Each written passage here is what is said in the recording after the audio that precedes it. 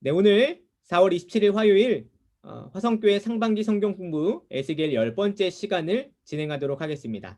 오늘 배울 내용은 13과 성전에 돌아온 하나님의 영광, 그리고 14과 예배 회복에 대해서 함께 나누고자 합니다.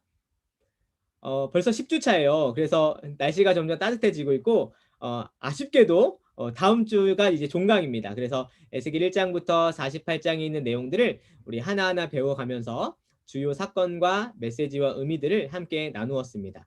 잘 기억하시죠? 그 내용을 통해서 이 에스겔이 주는 은혜와 또 복음의 그 큰 기쁨을 함께 누릴 수 있기를 바랍니다. 네, 그러면 제가 기도하고 시작하도록 하겠습니다. 전능하신 아버지 하나님 감사합니다. 하나님의 은혜의 때에 주님의 방법으로 또 주님의 말씀으로 우리를 양육하여 주시고 오늘도 기쁘신 뜻 안에서 하나님의 말씀을 대하게 하심에 감사합니다. 에스겔서를 통해서 주님이 우리와 함께하고자 하시는 그 놀라운 뜻과 은혜를 기억하게 하여 주시고 주님의 임재와 영광으로 가득한 삶이 되어 하나님께 예배하는 백성으로 살아갈 수 있도록 인도하여 주시옵소서. 오늘도 주님의 영광과 임재를 대할 때에 우리가 겸허히 하나님의 뜻에 순종하게 하여 주시고 그 놀라운 기쁨과 소식을 우리 마음속 깊이 누릴 수 있도록 인도하여 주시옵소서. 우리 구주 예수 그리스도의 이름으로 기도합니다. 아멘. 우리 지난 시간에 배운 내용들을 한번 정리해 보려고 합니다. 우리 지난 시간에 에스겔 복음에 대해서 배웠어요. 기억나시죠? 34장에서 37장의 내용들을 하나하나 배웠습니다. 특별히 세 가지 내용에 주된 복음의 내용들을 보았는데요. 이 모든 복음은 왜 복음이라고 이야기를 했냐면 사람에게서 나온 것이 아니라 하나님이 친히 주권적으로 행하신 역사이기 때문이에요. 사람에게서 난 것이 아니라 하나님이 열어두신 유일한 길이기 때문에 복음이라고 이야기를 했습니다. 그 복음이 에스겔서에서 가득 나타나는 부분이 바로 34장부터 37장의 내용입니다.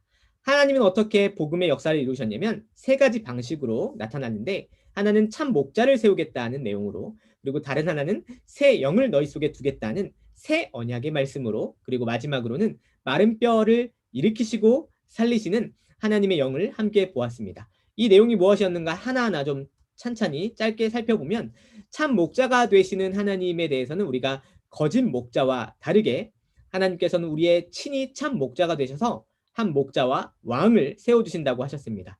그 목자와 왕으로 누리게 되는 것이 무엇이었죠? 화평의 언약이라고 해서 참 샬롬을 이 목자 아래에서, 왕 아래에서 누릴 수 있도록 하셨습니다. 34장 15절에 이렇게 되어 있죠. 내가 친히 내 양의 목자가 되리라 하셨습니다. 하나님께서 사람이 그동안 반역과 죄로 끊임없이 반복된 역사를 자행했을 때 사람으로서 할 수 없는 유일한 길을 하나님께서는 친히 하시겠다 하셨어요. 그래서 복음입니다. 하나님이 친히 하신 역사가 바로 복음인 것이죠. 두 번째 복음은 무엇이었냐면 바로 새 영을 우리 안에 두겠다 하셨습니다. 새 영을 너희 속에 두리라 하실 때에 특별히 세 가지의 변화를 우리에게 주시겠다 하셨는데요. 첫 번째는 맑은 물로 정결하게 하시겠다 하셨고, 두 번째는 새 영을 주셔서 굳은 마음이 아니라 부드러운 마음으로 새 마음으로 주를 섬기게 하시겠다 하셨습니다. 세 번째는 무엇이었죠? 우리 죄를, 그 모든 일을 보고 나서 부끄러워하고 미워하고 하나님 앞에 겸손해진다라는 그런 내용들을 배웠었죠. 그래요. 이 모든 복음이 어떻게 누구에게 완전히 성취되셨습니까? 바로 예수 그리스도에게 성취되었죠. 맑은 물은 그리스도의 십자가 보혈을 우리에게 성취로서 느끼게 하셨고, 더불어 새 영을 주신다는 것은 그리스도 예수 안에서 성령을 주셔서 우리를 새 피조물 되게 하신 그 복음의 성취를 보았습니다. 그리고 우리는 지금 어떻게 살아가죠? 그리스도 예수 안에서 참 성령 안에 이전의 옛사람과 죄를 미워하고 하나님 앞에서 거룩한 소망으로 살아가게 되는 것입니다. 그것이 복음이죠. 이전에는 알 수 없었던 변화가 그리스도 예수 안에서 새 성령으로, 새 영으로 우리 안에 참 변화가 일어나는 것이 바로 에스겔서에 나타났던 약속이고, 신약의 백성들은 그 성취를 누리고 있는 것이죠. 세 번째 복음은 무엇이었습니까? 마른 뼈 환상이었습니다. 특별히 37장 3절에 하나님이 에스겔에게 물어보시죠. 그가 내게 이르시되 인자야 이 뼈들이 능히 살 수 있겠느냐 하실 때 그 골짜기에 있는 뼈들이 마치 도무지 살아날 수 없는 그런 마른 뼈들이 하나님 앞에서 어떻게 살아나는지를 환상 가운데 보여주십니다. 살도 붙고 피도 이제 채워지고 또 이제 뭐 이렇게 혈관도 이렇게 근육도 살아나는데 마지막 한 가지가 없어서 생기가 없는 그런 존재들이 이렇게 시체처럼 군대처럼 이루고 있을 때 하나님이 그 죽은 시체에 마지막으로 불어넣으신 것이 바로 루아흐 생기 새 영이라고 하셨습니다. 그래서 주님은 그 영을 너희 속에 두어 살아나게 하시는 이 마른 뼈 환상을 보여주시는 것이죠. 죄 아래 있었던 무능하고 무력한 모든 시체와 같은 인간들과 인생들에게 주님이 그리스도 예수 안에서 성령을 부으사 살아나시는 환상을 에스겔에게 보여주시는 것이죠. 이 세 가지가 다 복음이라고 이야기를 했습니다. 사람으로서는 고안할 수도 없고 생각할 수도 없었던 방식으로 하나님이 우리에게 놀라운 은혜를 주신 것이죠. 여러분은 그 복음을 누리고 계십니까? 하나님이 친히 하신 그 기쁜 소식이 오늘 내 삶에 힘이 되시는지 궁금합니다. 그러면 오늘 그 복음을 선포하고 나신 이후에 우리에게 어떻게 놀라운 약속과 종말론적인 비전과 소망을 우리에게 주셨는가를 한번 생각해 보려고 합니다. 오늘은 10번째 시간입니다. 두 가지를 배울 건데요. 이 두 가지는 사실 나눠진 것이 아니라 사실은 하나의 연결된 지점입니다. 성전에 돌아온 하나님의 영광과 예배는 아주 직결돼서 연결이 되거든요. 그래서 13과와 14과는 사실은 나눠져 있는 내용인 것 같지만 사실은 하나의 내용입니다. 성전에 하나님의 영광이 돌아오셔서 그 안에서 이루어진 일들은 무엇이냐면 참 하나님과 그 백성이 교제를 누리는 방식, 곧 예배 회복이 일어나는 것이죠. 그런데 오늘 13과와 14과, 특별히 40장부터 나타나는 성전으로 돌아오시는 하나님의 영광을 보기 이전에 이전 문맥을 좀 살펴보아야겠어요. 교재에는 나타나지 않는데요. 38장과 39장을 먼저 여러분과 나누어야만 40장에 나타나는 하나님의 영광의 임재와 돌아오시는 일들이 어떤 의미인지를 알 수 있게 되거든요. 그래서 성경에 나타나는 38장과 39장의 사건을 성전에 돌아오시는 하나님의 영광 이전에 한번 다뤄보려고 합니다. 이전 문맥을 먼저 살펴볼 때 38장과 39장에는 마곡 땅의 곡왕이라는 어떤 존재가 나타나요. 성경 읽어보셨으면 잘 알 것입니다. 38장과 39장에는 곡으로 대표되는 어떤 왕이 각 주님을 대적하는 무리들과 연합해서 하나님의 백성들, 아주 온 땅에서 평안함을 이제 누리게 된 백성들을 공격하는 그런 내용이 나타납니다. 마곡에 살고 계신 분들에게는 죄송하지만 성경에 나타나는 마곡이 그런 마곡이에요. 지금 우리 용어 명칭과 전혀 같은 의미는 아니지만 성경에 특별히 이 종말론적인 전쟁을 이룰 때 하나님을 대적하는 연합의 세력을 마곡으로 좀 표현을 하고 그 왕을 곡으로 표현을 합니다. 그래서 마곡 땅의 곡과 하나님이 어떠한 일이 벌어지는가? 이것은 1차적으로는 하나님을 대적하는 그 땅의 세력들, 또 그 당시에 주님을 이제 대적하는 그런 제국들을 의미했지만 종말론적으로는 하나님을 대적하는 모든 세력을 말하고 있습니다.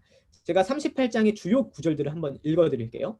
이르기를 주 여호와께서 이같이 말씀하시기를 로스와 메섹과 두발 왕 고가 내가 너를 대적하여 너를 돌이켜 갈고리로 내 아가리를 꿰고 너와 말과 기마병 곧 내 온 군대를 끌어내되 완전한 갑옷을 입고 큰 방패와 작은 방패를 가지며 칼을 잡은 큰 무리와 그들과 함께한 방패와 투구를 갖춘 바사와 구스와 붓과 고멜과 그 모든 떼와 북쪽 끝에 도갈마 족속과 그 모든 떼 곧 많은 백성의 무리를 너와 함께 끌어내리라 하십니다. 여기서 나타나는 그런 나라들의 이름이 무엇이 있었죠? 로스, 메색, 두발, 바사, 구스, 붓, 고멜, 도갈마 족속 이렇게 나타나는데요. 이것은 사실 어떤 의미가 되냐면 하나님을 대적하는 악의 총체성을 말하는 거예요. 각각의 구체적인 지역을 들어서 말을 하는 것이지만 사실은 우리가 이전에 완전수 7의 족속들을 표현해서 하나님을 대적하는 족속들로 표현했듯이 여기서도 어떤 연합된 세력들을 하나의 명칭과 나라들로 표현하지만 이것은 하나님을 대적하는 악을 총체적으로 의미하는 것입니다. 그래서 지금 어떤 상황이냐면 세상의 모든 악이 세력을 결집해서 지금 어떤 일을 도모하는 것이냐면 하나님의 백성들, 평안히 거주하여 회복된 백성들을 치러 올라오는 내용이 38장과 39장에 나타납니다. 여러분 근데요. 이 에스겔서의 38장, 39장이 놀랍게도 이후에 요한계시록에서도 동일한 전쟁의 양상을 보여주는 내용이 나타납니다. 신기하죠? 계시록을 한번 읽어보겠습니다. 계시록 20장 7절과 8절에 이렇게 기록이 되어 있어요. 천년이 참해 사탄이 그 옥에서 놓여 나와서 땅의 사방 백성 곧 곡과 마곡을 미혹하고 모아 싸움을 붙이리니 그 수가 바다의 모래 같으니라. 계시록엔 특별히 그 연합된 세력의 머리로서 사탄을 이야기하고 있습니다. 이것을 구체적으로 어떤 역사적인 시점의 전쟁으로 자꾸 연결시키려고 하는 어떤 세대주의들의 흐름이 있어요. 그래서 실제로 미국과 아니면 전 세계 연합의 싸움 이런 식으로 이후에 있을 어떤 역사적인 실체와 좀 연결시키려고 하는데, 성경에는 이것을 영적인 세력의 어떤 싸움으로 기록을 하고 있는 것입니다. 그래서 어떤 실제적인 역사적 성취로 자꾸 연결시키려고 하는 그런 종말주의자들하고는 조금 우리는 거리를 두고, 우리는 이 싸움이 정확히 무엇인지 알지 못하지만 머리를 사탄으로 둔 연합된 세력이 총결집돼서 하나님을 대적하는 한 싸움이 있고, 우리는 그 이면에 있는 머리 대신 예수 그리스도와 하나님의 백성들이 종말론적인 전쟁을 하고 있는 걸 보고 있습니다. 그래서 에스겔에 있는 기록과 계시록에 있는 기록은 모두 결국은 궁극적으로 어느 시점에 오면 악을 도모하는 모든 세력이 결집하여 하나님을 대적하고 하나님의 백성들을 공격하려는 그런 양상이 나타날 것이다. 그런 영적인 싸움과 전쟁이 있을 것이라는 걸 에스겔서도 그리고 계시록에서도 기록을 하고 있습니다. 어떻게 될까요? 곡과 마곡, 온 연합된 세력이 모든 힘을 도모해서 하나님의 백성을 치면 어떤 일이 일어날까요? 놀랍게도 하나님은 어떻게 말씀하시냐면, 그 어떤 악이 도모하고 연합한다 하더라도 하나님이 당신의 거룩함을 지켜내십니다. 저는 에스겔 38장에 나타나는 그 하나님의 선언에 큰 위로와 또 힘과 또 소망을 좀 누리게 되는데, 38장에는 주님의 거룩함을 이렇게 기록하십니다. 구름이 땅을 덮은 같이 내 백성 이스라엘을 치러 오리라. 고가 끝날에 내가 너를 이끌어다가 내 땅을 치게 하리니 이는 내가 너로 말미암아 이방 사람의 눈앞에서 내 거룩함을 나타내어 그들이 다 나를 알게 하려 함이라. 주 여호와의 말씀이니라. 내가 내 모든 산 중에서 그를 칠 칼을 부르리니 각 사람이 칼로 그 형제를 칠 것이며 내가 또 전염병과 피로 그를 심판하며 쏟아지는 폭우와 큰 우박덩이와 불과 유황으로 그와 그 모든 무리와 그와 함께 있는 많은 백성에게 비를 내리듯 하리라 라고 기록하고 계십니다. 하나님이 어떻게 하시겠다고 하시냐면 칼과 전염병과 피와 폭우와 우박덩이와 불과 유황으로 그들을 진멸하겠다라고 말씀하십니다. 이것은 아까도 보았지만 종말론적인 전쟁, 곧 결국은 사탄의 머리가 모든 세력을 결집해서 하나님과 그 백성을 대적한다 하더라도 주님은 그 진노와 심판으로 그들에게 거룩함을 드러내사 그들을 모조리 칠 것임을 말씀하고 계신다는 것이죠.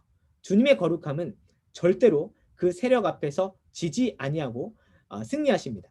여러분, 그런데 이 에스겔에 나타나는 특별히 온 연합된 세력들이 하나님을 대적하나 주님이 진노와 심판을 칼과 전염병과 피와 우박과 불과 유황으로 모든 것을 진멸하겠다는 그런 의식이 사실은 선지서에 참 많이 나타나요.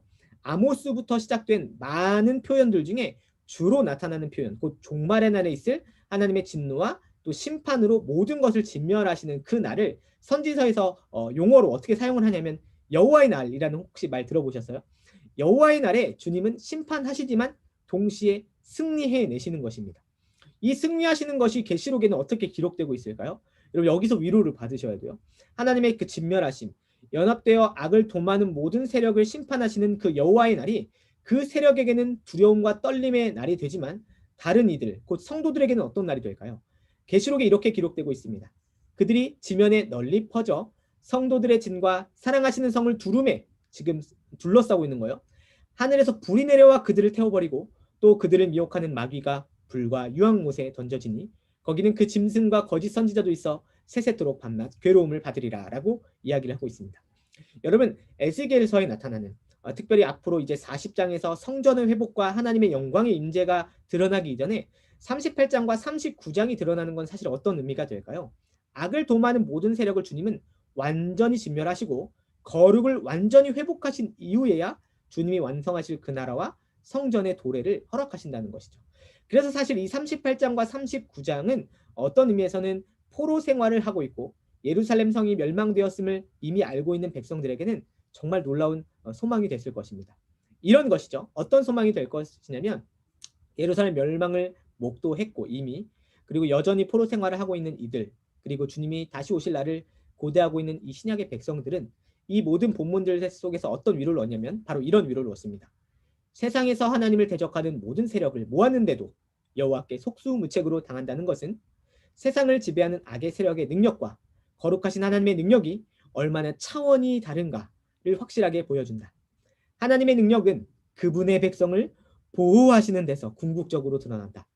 곡처럼 이유 없이 주의 백성을 치는 자들에게서 주님은 자기 백성을 지켜내시고 그 거룩함을 드러내신다라고 우리는 이해할 수 있겠습니다. 38장과 39장에서 주님의 능력은 어떻게 발휘되고 있냐면 놀랍게도 그 백성을 보호하시는 것에서 그분의 능력을 극한으로 드러내십니다. 그게 우리에게 위로가 되는 것이죠. 때로는 멸망이 보여지는 당장 가시적인 현실 앞에 놓여져 있는 어려움과 낭망하는 일이 있다 하더라도 때로는 제국이 더 흥왕해서 이 포로 생활 가운데 있는 우리가 연약해 보인다 하더라도 나그네와 같은 인생을 살아가는 우리에게 이 모든 시대와 자본이 우리보다 너무나 크게 느껴져서 큰 도성처럼 우리를 둘러싸고 있다 하더라도 우리는 왜 힘을 얻습니까?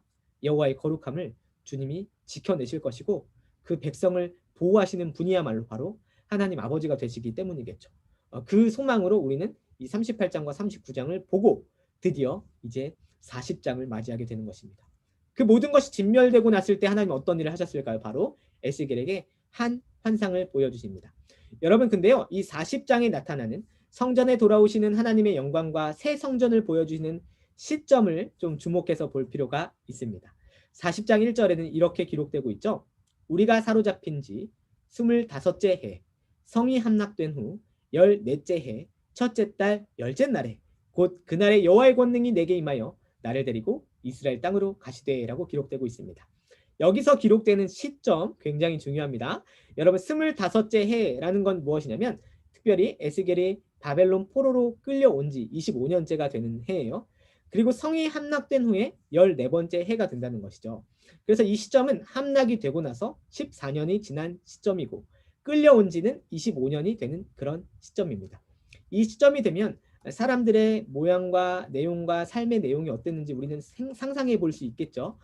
특별히 함락된 소식을 듣고 나서 바로 하나님 뭐라고 말씀을 하셨냐면 에스겔 복음을 선포하셨어요. 14년 전에 함락된 소식을 듣고 나서 에스겔의 입을 열시고 잠잠하지 않겠다 하신 이후에 에스겔의 입으로 쏟아내게 하신 것이 아까도 배웠듯이 참 목자 되시고 새 언약을 주시고 그리고 마른 뼈 환상을 보여주신 그 소망을 주시고 나서 14년이 흐른 거예요. 14년이 흐른 그 시점에 포로 생활이 25년이 되는 그때에 주님이 드디어 놀라운 종말론적인 그런 소망과 비전을 오늘 에스겔에게 보여주시는 것이죠.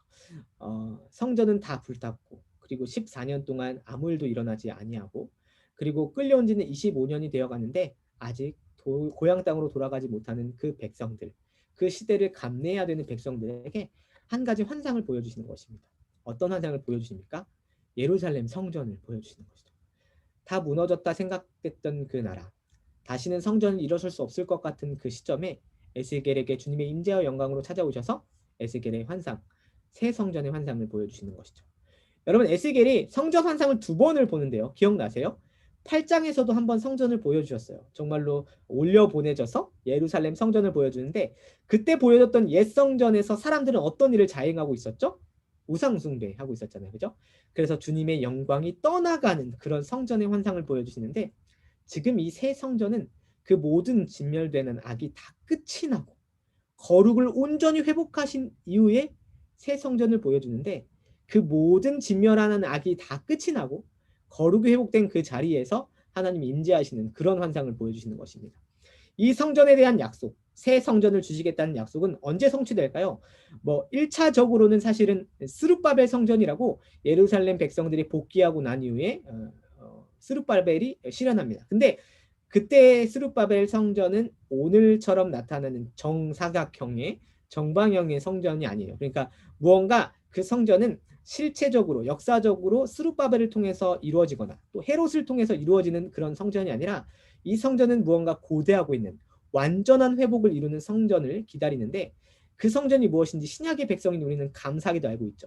성전의 완전한 참 성전 되시는 예수 그리스도 안에서 그 백성들이 거룩을 누리고 그 백성들이 온전히 주님과 영원히 거하는 그런 그분 안에 있는 백성 곧 예수 그리스도가 새 성전 참 성전의 성취가 되십니다. 그것은 여러분이 성경을 차차 읽으면서 반드시 읽게 될 것이고, 우선은 오늘 에스겔에게 보여준 40장에 나타나는 성전의 내용이 어떻게 나타나는가를 한번 생각해 보려고 합니다. 여러분, 38장과 39장에서 악이 다 진멸되었어요. 그리고 이제 에스겔 8장에서 11장에서 성전에서 우상 숭배를 했던 그런 죄악된 무리가 아니라 새 영을 통해서 하나님이 새 생기로 새롭게 살리신 백성들과 곡과 마곡으로 대표되는 악이 다 진멸되고 난 그 성전에 하나님이 어떻게 이제 하시냐면, 놀랍게도 다 온전히 회복되고 난 이후에 그 영광을 다시 돌이키십니다. 여기가 참 클라이막스 같은 것이죠. 성전이 다 환상 가운데 새롭게 보여주고 나서 주님의 영광이 어떻게 되는지 한번 보십시오. 43장이 이렇게 기록되고 있습니다. 여호와의 영광이 동문을 통하여 성전으로 들어가고 영이 나를 들어데리고 안뜰에 들어가시기로 내가 보니 여호와의 영광이 성전에 가득하더라. 7절에 이렇게 기록됩니다. 그가 내게 이르시되 인자야, 이는 내 보좌의 처소, 내 발을 두는 처소, 내가 이스라엘 족속 가운데 영원히 있을 곳이라 라고 말씀하십니다. 여러분, 여호와의 영광이 이제 돌아오셔서 말씀하시는 내용은 이게 내 처소, 내가 살아가는 곳이 되고 내 발을 두는 처소, 내가 거하는 곳이 되고 내 이스라엘 족속 가운데 어떤 곳이 되냐면 영원히 거하는 곳이 되겠다라고 말씀하십니다. 주님이 회복하시는 새 성전은 다시는 무너지지도 않고 다시는 떠나가시지도 않고 영원히 그 안에 거하신다는 것이죠. 여러분, 그러면 우리는 다시 한번 생각해 보게 됩니다. 성전이란 무엇인가 우리는 생각해 보게 되는 것이죠. 하나님이 이곳을 처소 삼으시겠다, 이곳을 영원히 기억하고 영원히 함께 하시겠다는 그 성전은 무엇인가 생각해 보면, 우리는 에스겔서 전체를 통해서 성전이란 건 그런 예루살렘 성전의 건물이 아니라 정말 성전은 바로 이것이구나 우리는 정리해낼 수 있습니다. 어떤 것이 성전입니까? 바로 하나님의 주권적인 은혜로 선언되는 것인데, 이 성전은 이런 의미들을 담고 있음을 이해하게 됩니다. 정리해 볼게요. 성전은 어떤 곳이 되냐면, 첫 번째, 죄가 있을 수가 없는 거룩한 곳입니다. 그렇죠? 하나님의 처소는 거룩한 곳입니다. 그 거룩한 곳에 주님의 영광이 돌아옵니다. 어떤 의미가 됩니까? 성전은 하나님의 임재와 영광이 가득한 곳입니다. 그런데 이 마지막이 참 은혜가 있는 것이죠. 성전은 사실 결국 어떤 곳이냐면 거룩과 임재와 영광으로 하나님만 좋기 위한 곳이 아니라 그렇게 회복시키시고 영원한 처소를 삼으신 이유는 무엇 때문이냐면 하나님이 그곳에서 당신의 백성과 영원히 거하시겠다는 은혜를 주시는 거예요. 여기서 우리는 은혜가 있습니다. 하나님이 거룩을 회복하시는 이유, 당신의 임재와 영광을 돌이키시는 이유, 그 처소를 삼으시는 이유는 주님만 의리의리한 그런 저택에서 살기 위해서가 아니라 그 거룩한 곳에 당신의 백성과 영원히 거하시기 위해서 그 처소를 마련하시는 것이죠. 여러분, 그런 의미에서 오늘날 성전된 우리의 모습을 한번 생각해 보아야겠습니다. 우리는 성전입니다. 왜 성전이 됩니까? 그리스도 예수 안에서 하나님이 거하시겠다라고 말씀하셨기 때문입니다. 그러면 성전의 의미, 이 거룩과 주님의 임재와 영광과 하나님과 영원히 거하는 처소가 성전이고, 그 성전이 우리라면 우리는 어떻게 살아야 할까를 신약의 말씀으로 한번 비춰보려고 합니다. 그리스도 예수 안에서 성전된 우리는 어떤 존재라고 사도 바울이 고발합니까? 너희가 하나님의 성전인 것과 하나님의 성령이 너희 안에 계시는 것을 알지 못하느냐? 누구든지 하나님의 성전을 더럽히면 하나님이 그 사람을 멸시하리라. 하나님의 성전은 거룩하니 너희도 그러하니라 라고 말씀을 하고 있습니다. 여기서 나타나는 성전된 우리에게 표현되는 유일한 가치가 무엇입니까? 바로 거룩이라는 가치이죠. 거룩입니다.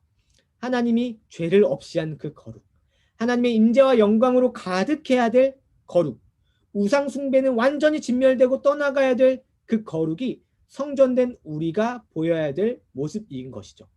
이것이 동일하게 에스겔서 43장에도 기록되고 있습니다. 이렇게 기록됩니다.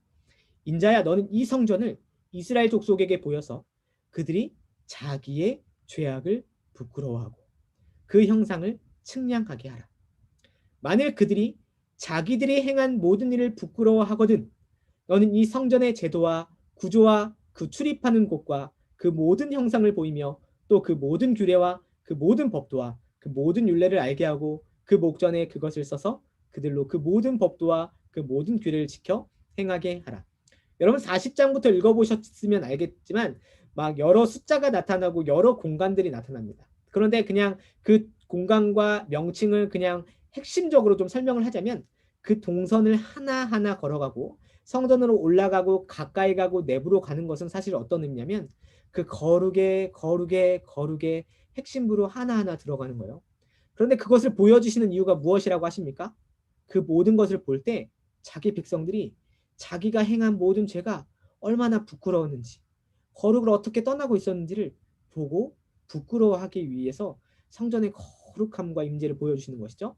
그런데 그렇게 자기 죄를 부끄러워한 자들에게 이제 무엇을 선언하시는 것이냐면 그 모든 법도와 규례를 보이고 그것을 지켜 행하라라고 말씀을 하십니다. 여러분 성전의 법, 성전의 규례, 성전의 모든 율례를 지키라고 하셨는데 그 지키는 그 법과 규례는 결국 무엇일까요? 이것이 에스겔서 43장 12절에 바로 나타납니다. 성전의 법은 이러하니라. 산 꼭대기 지점의 주인은 지극히 거룩하리라. 성전의 법은 이러하니라. 성전의 법은 결국 무엇입니까? 바로 곧 죄를 버리고 사는 거룩함이야말로 하나님을 섬기는 법이 된다는 것이라는 것이죠. 거룩, 곧 하나님 앞에서 죄로부터 구별되고 그분의 임재와 영광을 따라가는 것이야말로 바로 성전의 법. 이 모든 회복의 결국이고 이 회복을 통해 우리가 따르게 되는 규례라는 것입니다. 여러분 이 모든 내용들을 우리는 성전으로 돌아오신 하나님의 임재와 영광을 통해서 경험하고 깨닫게 됩니다. 이 모든 것들을 배우고 나서 하나님이 진멸하고 악을 멀리하시고 거룩을 회복하셔서 새 성전을 보여주시고 소망 없다고 스스로 생각하는 포로 백성들에게 새 성전의 놀라운 형상을 보여주시고 난 이후에 자기주의를 부끄럽게 하시고 성전의 법, 곧 거룩함을 보여주시는 이유는 무엇일까요? 이것을 통해 오늘 그 성전 안에 있는 우리를 참으로 깨닫게 하시는 것입니다. 이 모든 것들을 통해서 한번 여러분과 기억할 점을 한번 질문해 보고 싶어집니다. 여러분 첫 번째로 기억할 점입니다. 13과의 내용을 통해서 여러분과 먼저 좀 질문하고 싶은 질문이 있습니다. 질문해 볼게요. 하나님께서 당신의 백성들, 그러니까 여러분과 영원히 거하시기 위해서 거룩을 회복하도록 친히 준비하시고 일하신 그 모든 일을 여러분 기억하십니까? 어떤 일을 하셨어요? 여러분이 하나님이 여러분에게 마련하시고 거룩의 처소를 삼으시고 성전을 참으로 이루시기 위해서 그 모든 일을 친히 준비하시고 일하신 모든 일을 여러분 기억한다면 그것을 무엇이라고 고백하시겠습니까? 여러분 성전을 보여주시고 나서 특별히 여러분 읽어보셨으면 아시겠지만 40장부터 44장에 성전이 회복되고 난 이후에 아주 구체적으로 아주 반복적으로 드러나고 있는 한 제도가 나타납니다. 성전과 더불어 아주 반복적으로 기록되고 있는 제도, 규례 하나가 나타나는데 혹시 제사를 혹시 여러분 좀 읽어보셨어요? 제사를 굉장히 많이 기록을 하고 있습니다. 특별히 죄를 정결하게 하는 속죄 제사에 대해서 많이 말씀을 하고 계신데요. 특별히 43장에는 성전이 회복되고 나서 각 제사의 내용들을 이렇게 기록하게 하십니다. 19절과 20절입니다. 주 여호와의 말씀이니라. 나를 가까이하여 내게 수종드는 사독의 자손 레위 사람 제사장에게 너는 어린 숫송아지 한 마리를 주어 속죄의 제물을 삼되 내가 그 피를 가져다가 제단의 넷불과 아래친 내 모퉁이와 사방 가장자리에 발라 속죄하여 제단을 정결하게 하고 그리고 26절로 넘어가겠습니다. 이같이 7일 동안 제단을 위하여 속죄제를 드려 정결하게 하며 드릴 것이요 이 모든 날이 찬 후 제8일과 그 다음에는 제사장이 제단 위에서 너희 번제와 감사제를 드릴 것이라. 그리하면 내가 너희를 즐겁게 받으리라 주 여호와의 말씀이니라 라고 말씀하고 계십니다. 성전과 더불어서 우선적으로 당신의 백성들에게 허락된 것은 무엇이었냐면 제사였는데 이것이 특별히 어떠한 제사냐면 죄를 정결하게 하는 그런 제사, 속죄 제사로서 이 모든 것이 정결케 된 이후에 주님 어떻게 하시겠다 하셨냐면 그리하면 내가 너희를 즐겁게 받으리라 라고 말씀하셨습니다. 참 놀랍게도 하나님이 성전도 친히 마련하시고 제사장도 주께서 세우시고 제물도 마련하셔서 그 안에서 그 당신의 백성들을 정결하게 하시는 것도 하나님이 마련하신 법도 안에서 이루어지는 것이고 그 결과로 주님이 친히 그 백성들을 즐겁게 받아주시는 것이죠. 여러분 여기서 우리는 특별히 새 성전이 왜 예수 그리스도와 연결되는가를 우리는 확인할 수 있습니다. 이 모든 제사 제도들, 성전과 참 성전과 참 제사와 참 제물을 연결시킨 신약의 한 서신이 있습니다. 그것은 어떤 책이냐면 바로 히브리서인데요. 여러분 히브리서에는 제사를 굉장히 중요하게 기록을 하고 있어요. 아마도 에스겔서에 나타나는 이 제사와 제사장 규례를 아마 깊이 알고 있는 그런 기록자인 것 같습니다. 그가 히브리서 9장과 10장에 제물과 제사장을 이 한 분과 연결시키고 있는데요. 제가 읽어볼게요. 히브리서 9장 11절에는 그리스도께서는 장래 좋은 일에 대제사장으로 오사 손으로 짓지 아니한 것 곧 이 창조에 속하지 아니한 더 크고 온전한 장막으로 말미암아 염소와 송아지의 피로 하지 아니하고 오직 자기의 피로 영원한 속죄를 이루사 단번에 성소에 들어가셨느니라. 9장에 나타나는 제사장은 누구시죠? 대제사장은 예수 그리스도시고 또 피를 곧 제사의 제물을 누구로 삼으시다라고 말씀하고 계시냐면 자기의 피로 속죄를 영원히 이루셨다라고 말씀하십니다. 10장에는 이것을 어떻게 기록하시냐면 이 모든 것으로 이 뜻을 따라 예수 그리스도의 몸을 단번에 들이심으로 말미암아 누가 거룩함을 얻었다고요? 우리가 거룩함을 얻었다라고 말씀하고 계십니다. 여러분 우리가 주님 앞에 거룩함을 입는 것 안에서 하나님이 마련하시고 친히 준비하신 일들이 무엇인지를 우리는 먼저 기억해야겠습니다. 이 모든 것 앞에서 주님이 제사장이 되시고 주님이 제물이 되시고 친히 영원한 피를 흘리사 마련하신 정결케 하신 그 길로 주님이 우리를 즐겁게 받으신다고 하십니다. 그럼 여러분 또 질문해 볼 수 있겠습니다. 다시 질문하면 하나님께서 당신의 백성들과 영원히 거하시기 위해 거룩을 회복하도록 친히 준비하시고 일하신 그 모든 일을 여러분 기억하십니까? 이곳을 기억하고 새길 때마다 여러분 무엇을 할 수밖에 없냐면 나는 아무것도 한 것이 없습니다. 나는 받은 것밖에 없습니다. 나는 주님이 열어주신 길 외에는 소망이 없는 사람입니다라고 스스로를 부끄러워하고 정결케 하신 그 길로 하나님께 나아가 섬길 수밖에 없는 것이죠. 우리가 주님의 약속과 복을 받고 나서 반응하는 합당한 유일한 반응은 무엇이냐면 엎드려 그분 앞에 경배하고 예배하는 것입니다. 그런 의미에서 여러분 교재 99쪽에 있는 정리는 우리의 도전은 참으로 적실하다는 생각이 들어요. 교재 99쪽에는 세 가지로 이 모든 내용을 기억하자라고 이야기합니다. 먼저는 하나님께서 먼저 우리를 찾아오신 은혜를 감사합시다. 우리의 죄를 회개합시다. 하나님의 영광이 우리 안에 머물기를 소망합시다 라고 기록하고 있는데요. 제가 교재에 있는 99쪽부터 내용을 그냥 좀 짧게 한번 읽어볼게요. 교재 99쪽부터는 이 세 가지를 이렇게 기록합니다. 하나님께서 먼저 우리를 찾아오신 은혜를 감사합시다.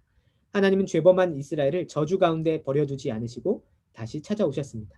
이스라엘이 회개하고 하나님을 찾지도 않았지만 하나님은 성전을 다시 세우실 것과 하나님이 돌아오셔서 함께 하실 것 그리고 이스라엘을 하나님 섬기는 사람들로 회복하실 것을 약속하셨습니다. 하나님은 버림받은 죄인들을 다시 찾아오시는 하나님이십니다.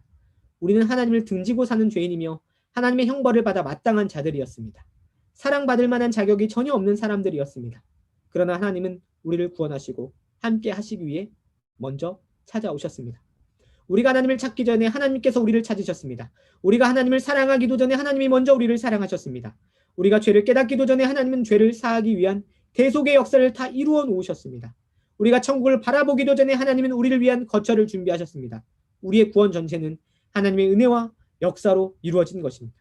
우리는 구원의 하나님께 감사하며 그를 섬길 뿐입니다. 라고 첫 번째 도전하고 있고 두 번째, 하나님과 함께 있기 위해 우리의 죄를 회개합시다. 하나님은 이스라엘 백성에게 이전에 범했던 죄를 버려야 영원히 함께할 것이라고 말씀하셨습니다. 철저한 회개와 죄를 버릴 것을 권면하신 것입니다. 하나님은 자기 백성들과 교제하기를 원하시는데 그 교제를 가로막는 것이 바로 죄입니다. 우리는 타락한 세상에서 죄인들과 함께 살기 때문에 죄를 지으면서도 그 죄의 심각성을 모르고 넘어갈 때가 많습니다. 하나님과 교제를 누리지 못하지만 그것이 얼마나 무서운 일인지 깨닫지 못할 때가 많습니다. 하나님께서 우리의 실상을 깨닫게 해주시기를 바랍니다. 우리는 죄의 끔찍함을 보고 빨리 돌이켜 하나님께 나아가 회개해야 합니다. 죄는 하나님을 노하시게 하며 우리와 하나님 사이를 가로막습니다. 우리 영혼을 둔감하게 하여 망하는 길로 걸어가게 만듭니다. 우리의 죄를 대속하기 위하여 하나님의 진노를 당하신 예수 그리스도를 바라보며 회개합시다. 죄에서 돌이켜 하나님과 함께 있는 것이 우리의 참된 복입니다라고 두 번째 도전하고 있고 세 번째, 하나님의 영광이 우리 안에 머물기를 소망합시다. 하나님의 영광이 성전에서 떠날 때 성전은 아무것도 아닌 수치스러운 폐물이 되었습니다. 하나님의 영광이 성전에 다시 돌아와 이스라엘과 함께할 때 이스라엘도 영광스러운 존재가 되었습니다. 하나님께서 우리와 함께 하실 때 하나님의 영광이 우리의 영광이 됩니다. 우리는 스스로 영광스러운 존재가 아닙니다. 우리의 영광은 전적으로 하나님께 있습니다. 그러므로 하나님을 중히 여기며 살아가도록 합시다. 성경을 통해 보여주시는 하나님의 영광을 바라보도록 합시다. 하나님이 얼마나 영광스러운 분이신지 점점 더 알아가도록 합시다. 그리하여 세상의 영광과 화려한 것들이 우리의 마음을 빼앗아가지 못하도록 합시다. 하나님의 영광에 사로잡혀 하나님을 즐거워하고 그분의 영광을 위하여 살아갑시다 라고 도전하고 있습니다. 은혜가 되시죠? 이 세 가지. 먼저 찾아오신 은혜. 우리 죄를 회개하고 그분의 영광의 아름다움을 볼 때마다 하나님 안에 거하는 게 다른 그 어떤 것과 비교할 수 없는 기쁨입니다를 알게 되고 나면 세상에 그 어떤 게 뭐가 더 바랄 것이 있고 부러워할 것이 있겠습니까? 주님이 그토록 좋은데 그분이 마련하신 그 길을 우리가 성전 안에서 누리는 성전된 백성들 되기를 바랍니다. 그러면 두 번째 14과로 좀 넘어가야겠죠. 14과에서 하나님은 말씀하시기를 우리에게 예배를 회복시켜 주셨다는 그 놀라운 장면들을 보게 됩니다. 특별히 성전을 회복시키고 나서 아주 중요한 선언 한 가지를 하십니다. 여러분 새 성전에는요 이런 놀라운 변화가 있습니다. 그것은 무엇이냐면 이 회복된 성전을 하나님이 다시는 떠나가지 않는다는 약속을 주신다는 것이죠. 44장에 이렇게 기록됩니다. 그가 나를 데리고 성전의 동쪽을 향한 바깥문에 돌아오시니 그 문이 닫혔더라. 여호와께서 내게 이르시되 이 문은 닫고 다시 열지 못할지니 아무도 그리로 들어오지 못할 것은 이스라엘 하나님 나 여호와가 그리로 들어왔습니다. 그러므로 닫아 둘지어다. 이것은 마치 시편 24편에 문들아 머리를 들지어다 하는 것처럼 문들이 다 고개를 들고 주님의 도래를 다 맞이했을 때 주님 그 문을 닫으시사 다시는 떠나가지 않고 영원한 처소로 그 성전을 삼으시겠다라고 말씀하십니다. 여러분 그런데 이 성전은요, 이 새 성전은 사실 계시록에서도 동일하게 나타납니다. 요한계시록 21장 3절에 이렇게 기록됩니다. 내가 들으니 보좌에서 큰 음성이 나서 이르되 보라 하나님의 장막. 이게 하나님의 장막이 이제 성전을 말하는 거예요. 보라 하나님의 장막이 사람들과 함께 있음에 하나님이 그들과 함께 계시리니 그들은 하나님의 백성이 되고 하나님은 친히 그들과 함께 계셔서라고 기록됩니다. 여기서 나타나는 그 하나님의 장막은 어떠한 결과를 만들어내냐면 바로 모든 눈물을 그 눈에서 닦아주시니 다시는 사망이 없고 애통하는 것이나 곡하는 것이나 아픈 것이 다시 있지 아니하리니 처음 것들이 다 지나갔음이러라 라고 기록되고 있습니다. 너무 감사하죠. 주님이 들어오시고 회복시키는 그 성전에서는 주님이 다시는 떠나가지 아니하시고 다시는 그 죄의 결과로 나타나는 눈물이나 애통이나 곡하는 것이나 아픈 것이 다시는 도래하지 않는 나라를 그리스도 예수 안에서 우리에게 허락하시겠다라고 말씀하시는 것이죠. 그 성전에서 우리가 이 모든 것들을 누리게 되는 것은 무엇 때문일까요? 그것은 특별히 이 성전에 한 존재를 주시는데요. 성전문을 닫으시고 주님이 다시 떠나가지 아니하시지만 그 성전문을 오갈 수 있는 한 존재, 유일한 한 존재를 두십니다. 그 존재가 누굴까요? 44장에 어떤 왕적인 존재가 나타나는데요. 44장 2절과 3절입니다. 여호와께서 내게 이르시되 이 문은 닫고 다시 열지 못할지니 아무도 그리로 들어오지 못할 것은 이스라엘 하나님 나 여호와가 그리로 들어왔습니다. 그러므로 닫아 둘지니라. 그런데 왕은 왕인 까닭에 안길로 이 문 현관으로 들어와서 거기에 앉아서 나 여호와 앞에서 음식을 먹고 그 길로 나갈 것이니라. 유일하게 이 왕처럼 문 앞을 통과하며 여호와 영원한 교제를 누리시는 그 왕이 있습니다. 그 왕은 누구실까요? 계시록에 이 왕이 정확하게 기록되고 있습니다. 11장에는 이렇게 기록됩니다. 하늘에 큰 음성들이 나서 이르되 세상 나라가 우리 주와 그의 그리스도의 나라가 되어 그가 세세토록 왕 노릇 하시리로다 하니 옛적에도 계셨고 지금도 계신 주 하나님 곧 전능하신 이여 친히 큰 권능을 잡으시고 왕 노릇 하시도다 라고 기록되고 있습니다. 이 왕은 어떤 왕일까요? 그리스도의 나라라고 표현되는 것을 볼 때 우리 주 곧 예수 그리스도가 이 왕이 되시는 것을 보게 되는 것이죠. 새 성전에는 참된 왕이 있고 그분이 권능을 잡고 왕 노릇하신다라고 기록이 되고 있습니다. 여러분 이런 의미에서 우리는 새 성전에서 하나님께서 세우신 그 왕 앞에 우리는 어떤 모습으로 살아가야 할까를 생각해 보아야겠습니다. 새 성전의 삶이라는 것은 무엇일까요? 특별히 새 성전의 삶이라는 것은 이전에 있는 성전의 삶과 좀 비교해서 생각해 볼 때 명확해집니다. 이전에 무너졌던 성전은 어떤 모습이었을까요? 우리가 에스겔서 8장부터 11장에 한 성전의 환상을 보았습니다. 예루살렘으로 다가가서 있었던 이전 성전, 그 모습은 어떠했습니까? 우리가 4강을 여러분 나중에 참조해서 보시면 우리의 죄악이, 우리의 옛사람이 성전에서 우상숭배를 자행했던, 도저히 공존할 수 없는 것을 공존하면서 하나님을 섬긴다 말했던 그 이전 성전에서 삶은 어땠습니까? 아시다시피 아스드라운 여신 질투의 우상을 섬기기도 했고, 또 태양신을 섬기기도 했고, 단무스를 위해서 울기도 했고, 아주 가증한 애굽의 신들을 벽면에 그려놓고 장로들이 막 향을 피우는 것도 보았고, 동쪽에 하나님을 등지고 동쪽에 태양신을 섬기는 그런 지도자들도 보았잖아요. 이전 성전은 사실 어떤 모습이었냐면 죄의 불이, 우상 숭배가 가득한 곳에서 결국 어떤 결과가 있었습니까? 하나님의 영광이 동쪽 문을 통과해서 떠나시고 바벨론으로 가십니다. 그죠?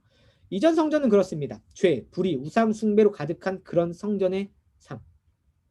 그런데 지금 보여주는 두 번째 성전은 어떤 성전입니까? 이전 성전과는 다르게 죄와 불의와 우상 숭배가 완전히 사라지고 진멸된 그 성전.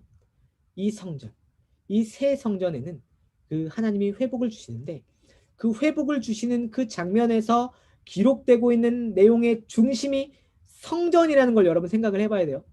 회복에서 중심이 되는 그 구조물과 처소는 뭐냐면 성전이에요. 성전. 이 성전, 회복의 처음이자, 그리고 앞으로 48장에서 그 성전으로부터 물이 나오는데 그 회복의 마지막도 성전입니다.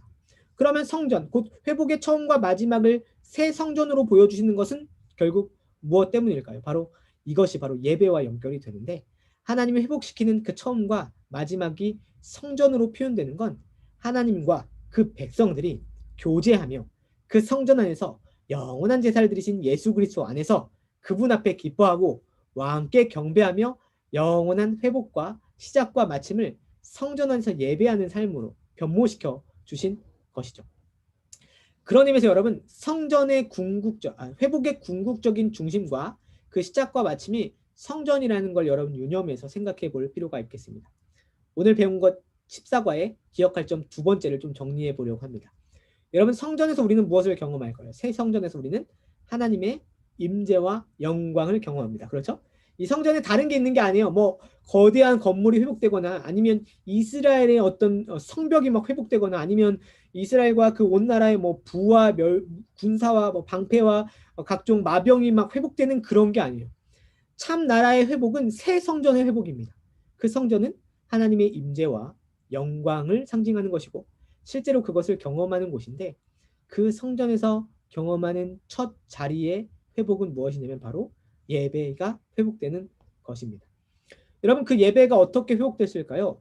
성전이 회복되고 나서 그 나라, 그 성전에서 날마다 행해지는 것들을 보면 알 수 있어요. 그 첫 자리에서 예배가 회복되는데요. 특별히 46장으로 넘어가면 이렇게 기록되어 있습니다.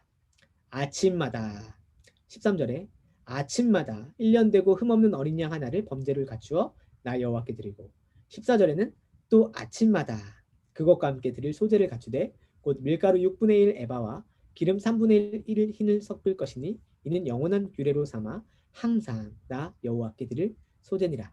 새 성전에서 날마다 아침마다 항상 주님 앞에서 어떤 일을 합니까? 주님을 높이고 영광을 돌리며 제사하는 일들이 이루어지는 거예요. 이 제사는 앞에 있었던 속죄 제사와는 구별돼서 영원한 속죄를 이루고 난 이후에 매일매일 주님께 예배하는 것을 제사로 드러내는 것이죠. 여러분, 그런데 이 날마다 아침마다 항상 드리는 이 예배가 계시록 곧 종말론적인 성취 안에서도 동일하게 드러납니다. 요한계시록 4장 10절에 어떻게 되어 있습니까? 24장로들이 그 회복을 이루고 나서 보이는 첫 모습이 자신의 왕관을 내려놓고 보좌에 앉으신 이 앞에 엎드려서 세세토록, 이거 영원토록이겠죠? 세세토록 살아계신 이에게 경배하고 자기의 관을 보좌 앞에 드리며 이르되 우리 주 하나님이여 영광과 존귀와 권능을 받으시는 것이 합당하오니 주께서 만물을 지으신지라 만물이 주의 뜻대로 있었고 또 지으심을 받았나이다 하더라라고 기록을 하고 있습니다. 회복된 나라에 회복된 백성들과 장로들이 보이는 항상 날마다 아침마다 그리고 세세토록 영원히 하는 일이 무엇입니까? 주님을 예배하는 것이었습니다. 여러분, 어떤 분은 제가 어린 시절에 여러분도 그런 상상해 본 적 있죠? 내가 죽고 또 주님의 나라가 도래하고 주께서 다시 오셔서 이루는 하나님 나라에는 어떠한 일이 이루어집니까? 라고 선생님과 뭐 전도사님께 물어봤더니 어떻게 대답을 하셨냐면 영원히 예배드립니다 막 이런 얘기를 하시더라고요. 여러분, 근데 그게 어린 시절에는 조금 약간 내가 예배가 오늘도 이렇게 지루한데 영원히 들으면 얼마나 지루할까 막 이런 생각을 했던 시절이 있어요. 여러분에게는 예배가 어때요? 막 졸린 날도 있고 막 잘 이렇게 뭐 이렇게 그 좀 지루한 날도 있지. 근데 그런 예배를 영원히 들은다고 생각하니까 그 어린 시절의 어린이 마음으로는 하나님 나라가 좀 약간 고대가 되는 게 아니라 이렇게 좀 꺼려지는 그런 느낌이 있었어요. 근데 제가 살아가는 은혜 가운데 믿음과 신앙을 다져가고 주님이 주신 성령 안에서 예배 참 기쁨과 맛을 누리는 때가 막 주를 이루기보다는 종종 있지만 여러분도 경험해 보셨죠? 하늘의 소망과 기쁨으로 사로잡히는 그때 곧 하나님과의 교제와 영원한 그 기쁨을 누리는 그 순간에 사람이 누릴 수 있는 기쁨의 그 한계와 극한이 도무지 이루 표현할 수가 없어서 내가 이것으로 족하고 이것으로 영원히 살겠습니다 하는 그런 만족이 어떤 예배 순간에 그 어린 시절에도 어느 드문드문 경험이 되더라고요. 이 땅에 한계를 갖고 있어서 옛사람과 씨름하는 우리도 드문드문 그 하늘의 기쁨을 잠시 맛보면 주여 이곳이 좋사오니 영원히 살기를 원합니다라고 이 땅에 한계를 갖고 예배하는 우리도 경험하는데 영원한 회복이 일어나고 나서 하나님과 교제하며 매일매일 그분의 영광이 나의 영광이 되고 그분의 즐거움이 나의 즐거움이 돼서 하늘의 기쁨과 소망을 값없이 무한하게 풍요롭게 누릴 수 있는 그 나라의 예배는 이루 말할 수 없는 기쁨으로 영원히 살아가는 것이죠. 여러분 이 땅에서도 여러분 그 어떤 것과도 바꿀 수 없는 진귀하신 예수 그리스도의 이름으로 여러분이 소망과 기쁨을 누릴 때 아무도 감히 설명해 줄 수 없는 위로와 소망을 누리잖아요. 그런데 그 위로와 소망이 다시는 눈물이 없고 곡하는 것이나 애통하는 것이 다시는 있지 않은 그 나라에서는 영원히 누리게 되는 기쁨과 소망이 될 때 이 영원한 예배가 주님이 허락하시는 회복이라는 게 얼마나 값진 선물인가를 우리는 생각해 보게 됩니다. 여러분이 그렇게 창조된 거예요, 사실. 하나님의 형상을 여러분에게 주셨다는 건 그 형상의 아름다움과 영광을 맛보게 될수록 그 형상의 기쁨을 가진 우리는 기쁨을 영원토록 누릴 수밖에 없는 것이죠. 그래서 소요리문답 1문이 그런 것입니다. 사람의 제일 된 목적이 무엇입니까? 하나님을 사람이 제일 된 목적은 하나님을 영화롭게 하고 영원토록 그를 즐거워하는 것이다. 왜 그렇게 하냐면 그게 우리의 기쁨이 되기 때문이에요. 그분을 영화롭게 하고 그분을 즐거워하는 게 우리의 기쁨이 되기 때문에 그 영원한 기쁨과 회복을 언제 주신다고요? 새 성전 안에서 우리에게 주셨다는 것이죠. 그런 의미에서 우리는 다시 한번 생각해 볼 때 성전에서 하나님의 임재와 영광이 경험되고 그 첫 자리가 예배가 회복됐다는 것을 생각해 볼 때 성전된 오늘날 우리의 삶에서 가장 주는 첫 번째 시사점이 무엇인가를 우리는 생각해 보게 됩니다. 여러분 그런 의미에서 우리는 경각심을 가져야 됩니다. 어떤 경각심을 가져야 되냐면 예배가 실패되면 예배가 실패한다는 것, 예배의 실패는 모든 비극의 시작이자 마침일 수 있다는 거 여러분 잘 생각해 보셔야 돼요. 예배가 실패하는 사람은 예배가 상실되는 사람은 예배가 아닌 사람은 결국 모든 비극을 경험하고 있는 그런 현장입니다. 예배가 왜 상실되면 비극입니까? 예배가 없는 자리는 주님의 부재와 주님의 외면이 있는 자리거든요. 그런데 여러분의 삶 속에서 매주의 예배에서 실패하면 그게 바로 비극이 시작되는 거예요. 그런 의미에서 참 회복이라는 건 어디로부터 꿈꿔져야 하냐면 내 몸이 회복되는 것도 물론 필요하기도 하겠고 내가 다른 사람과 관계가 회복되는 것도 물론 필요하겠지만 그 모든 것 이전에 궁극적으로 여러분은 먼저 뭐가 회복돼야 되냐면 정말 예배가 회복되셔야 돼요. 코로나 시기에 우리에게 나타나는 큰 도전 중에 하나는 무엇이냐면 예배의 실패를 자꾸 경험하잖아요. 예배 안에서 자꾸 무력감을 혹시 경험하지는 않으십니까? 그런데 그때일수록 여러분 회복은 어디로부터 시작되는 것이냐면 예배 회복에서부터 시작된다는 걸 여러분 기억하셔야겠어요. 제가요 사실 조금은 조심스럽지만 화성교회 오고 나서 느끼는 참 한 가지 너무 다 좋은데 아쉬운 점 중에 하나는 무엇이냐면 이 예배의 순간이 여러 예배가 있거든요. 공예배라는 건 뭐 수요 예배, 금요 기도회, 또 새벽 기도회, 또 뭐 주일 예배와 또 주일 공예배가 있는데 제가 아쉬운 점 중에 하나는 무엇이냐면 많은 성도들이 그 공예배를 잘 지키지만 정말 아쉬운 건 그 공예배에 왠지 모르게 우리 어린이들이 많이 소외되어 있다는 생각이 많이 들었어요. 아이들이 예배의 회복을 또 예배의 참여를 얻을 수 있는 기회가 자꾸 박탈된다는 느낌이 들더라고요. 저는 아주 조심스럽게. 여러분도 아시다시피 여러분도 그렇게 커왔을 것이고 저도 그렇게 자라왔겠지만 신앙의 앞선 세대와 또 저희까지만 해도 경험되는 신앙의 경험은 무엇이냐면 주일 예배뿐만 아니라 교회 모든 예배를 어린 시절부터 가는 것이 아주 당연했어요. 저도 어린이 새벽 예배가 있었고 수요 예배를 가는 게 당연했고 물론 엄청 뛰어놀아서 혼나기도 많이 혼났지만 그러나 그 교회에 참여하고 예배에 들어가는 것이 아주 당연한 일상이 되고 그게 참 회복이라고 배워왔는데 지금 우리 아이들은 어떻게 경험하면서 예배를 경험하고 자라가냐면 길어야 일주일에 하루, 그것도 1시간, 그 가운데 주의 말씀과 예배의 경험은 20분 그렇게 경험하는 것으로 자기의 신앙의 터를 삼는 그런 세대를 지금 막 보고 있다는 생각이 들더라고요. 수협배에 가면 어린이들이 막 보이지가 않고 금요기도에 뭐 청년들이 전혀 보이지 않는 그런 안타까움을 보게 됩니다. 어디서부터 이런 게 좀 망가졌을까 생각해 보면 예배의 실패가 모든 비극의 시작이라는 생각이 점점 그 세대 가운데 많이 상실되는 것 같다는 생각이 들더라고요. 예배에서 회복을 누리지 못하면 어떤 회복도 없다는 걸 정말로 경각심을 갖고 가르치고 나누는 그런 교육이 자녀들에게 점점 이어지지 않는 것 같다는 비극을 좀 보게 되더라고요. 그런 의미에서 같이 기도하면서 우리 다음 세대를 위해서 좀 생각해 보아야 될 시선을 보게 됩니다. 그러나 우리가 낭망하지 않고 다시 설 수 있는 이유는 무엇 때문입니까? 그리스도 예수 안에서 예배를 사모하는 그 약속을 우리에게 주셨기 때문이고 새 영 안에서 참 기쁨을 하나님 안에서 누릴 수 있구나를 생각하게 되기 때문이거든요. 그래서 우리가 담대하게 나갈 수 있는 이유가 무엇 때문이냐면 내가 잘 준비됐거나 내가 잘 섰기 때문에 담대할 수 있는 게 아니라 그리스도 예수께서 하나님이 친히 열어주시고 준비하신 그 길로 이미 이루셨고 이미 성취하셨고 이미 속죄하셨고 영원한 왕이 되셔서 그분을 의지할 때 그 백성이 담대하게 주께 나갈 수 있거든요. 그 약속 붙들고 여러분 예배 안에 나오셨으면 좋겠어요. 혹 예배 안에 무력감과 또는 지루함과 또는 회복이 없다고 느끼는 분이 있습니까? 예수 그리스도를 보십시오. 하나님이 친히 준비하신 것들을 하나하나 다시 한번 생각해 보면 내가 주 예수께서 내어주신 것 때문에 내가 하나님께 예배할 수 있구나. 주 예수 그리스도의 이름 때문에 내가 오늘도 나의 나지막한 부르짖음으로 기도할 수 있구나. 내가 하나님이 열어두신 그 살 길 때문에 내가 산소망을 얻어서 오늘도 자녀를 끌어안고 기도할 수 있구나. 내가 주님이 주신 새 영으로 부드러운 마음이 되어 오늘도 자녀를 위해서 간곡하게 눈물 흘리면서 기도할 수 있구나. 내가 이렇게 된 것이 나의 잘됨이 아니라 하나님이 준비하신 모든 길 때문이구나. 그렇지. 담대하게 예수 그리스도 붙들고 나아가야지. 그렇게 예배 안에 나아갈 때 여러분에게 참 예배의 회복과 놀라운 삶의 변화가 정말로 주어질 것을 믿습니다. 그게 약속이니까. 여러분 이 모든 길을 여러분 정말 믿으십니까? 그러면 그 믿음대로 이 에스겔서의 약속과 예수 그리스도를 통한 성취와 계시록을 통한 종말론적인 모든 비전과 소망을 담아 여러분의 오늘을 바라보시고 여러분의 오늘을 해석하십시오. 그러면 담대해질 수 있어요. 세상에 그 어떤 바벨론이 있다 하더라도 세상에 그 어떤 제국들이 놓여져 있다 하더라도 여러분 담대할 수 있습니다.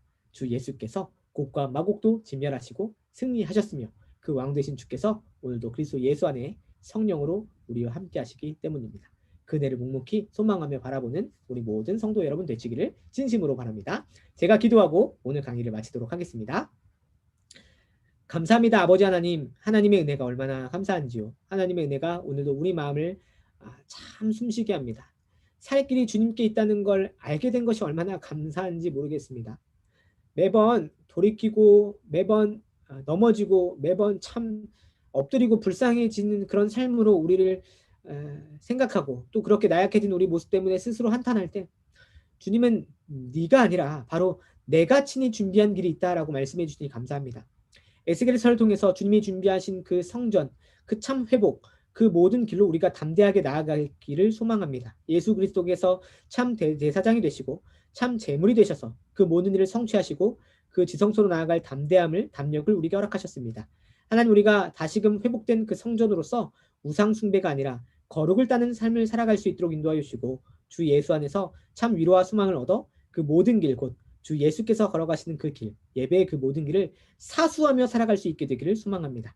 영원한 그 하나님의 나라가 도래할 때 주님을 기뻐하며 영원토록 주님을 즐거워하는 백성들이 되게 하여 주시고 혹 우리가 기도할 모든 제목들 속에 가족들 때문에 그 신앙이 없음 때문에 당장 내 눈에 보이는 그 안타까움 때문에 우리가 눈물 흘리고 있을 때 우리를 위로하시고 다시 세워주시는 그 약속을 바라볼 수 있도록 인도하여 주시옵소서.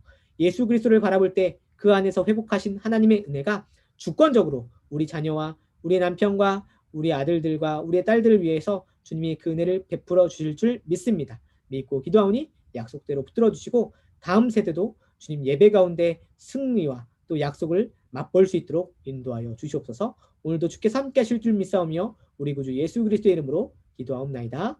아멘. 네, 감사합니다. 우리 다음 주 이제 마지막 강의를 좀 안내해야겠습니다. 예, 다음 주는 이제 교재 15과에 있는 성전에서 막 물이 나오는 장면이 나타납니다. 이 물이 막 점점 차올라서 감히 가늠할 수 없을 만큼, 그래서 온 세계가 온전히 회복되는 일들을 보여주시는데 그 은혜를 잘 누릴 수 있도록 읽어오시고, 원래는 47장, 48장만 읽어오시면 되는데 다음 주는 이제 마지막 강의니까 한번 1장부터 48장까지 한번 천천히 한번 읽어보세요. 그러면 그 구절구절마다 내가 여호와인 줄 알리라 하시는 그 선이 얼마나 따뜻하게 들리는지 아마 여러분 경험하게 되실 것입니다. 그 은혜를 누리는 한 주 되시고, 그 은혜를 통해서 또 잘 준비하셔서 다음 주 종강을 할 때 큰 은혜를 우리가 모두 맛보고 기도하고 찬양하는 그런 백성들 되기를 소망합니다. 오늘 강의는 여기까지고 우리 또 다음 주에 뵙도록 하겠습니다. 네, 샬롬. 감사합니다.